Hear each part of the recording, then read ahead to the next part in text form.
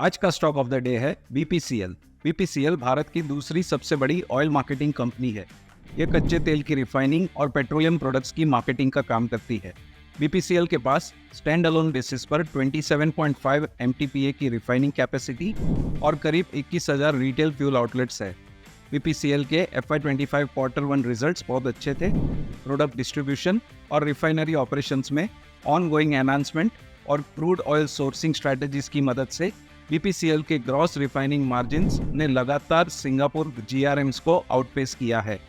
Stock of the day आपको हर दिन बेहतरीन शॉर्ट टर्म ट्रेड की अपॉर्चुनिटी प्रोवाइड करेगा।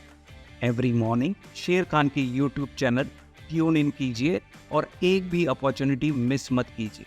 आपका दिन शुभ हो। धन्यवाद। Investment in securities market are subject to market risks. Read all the related documents carefully before investing.